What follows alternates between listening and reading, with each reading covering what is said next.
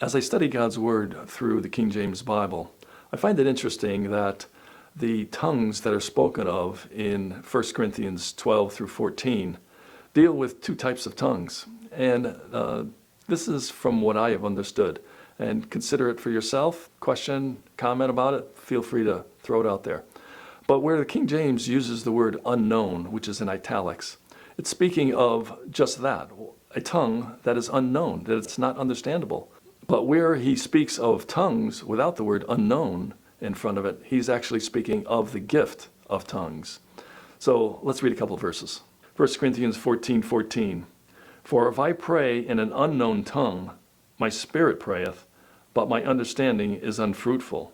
If your understanding is unfruitful, then it's worthless, right? It makes no sense. And that's why an unknown tongue that can't be understood, that's why they call it unknown, has no fruit involved, no benefit. It is vain. And that's why when people were doing this kind of thing that wasn't being understood, it made no sense. And it had no understanding. And there was no one to interpret it. It's because no one could understand it, because it was called unknown. Hopefully this makes sense. Next verse, 2 Corinthians 14:2. But he that speaketh in an unknown tongue speaketh not unto men, but unto God. For no man understandeth him. Howbeit in the Spirit he speaketh mysteries. The purpose of the gift of tongues was to have people to understand the message of God in their language. Well, this verse says that no man understands, so there is no benefit. And the language that was being spoken, or the tongue that was unknown, was just that.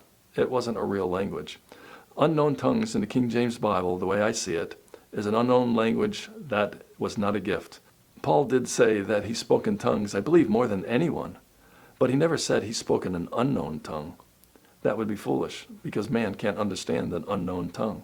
So in my opinion, I believe where the King James Bible uses the words unknown tongue, it was a wrong language. There was no such thing, and it wasn't understandable or convertible to another language. It just wasn't a language.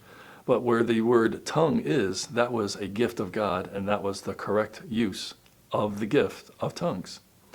My opinion, think for yourself. You have a good day.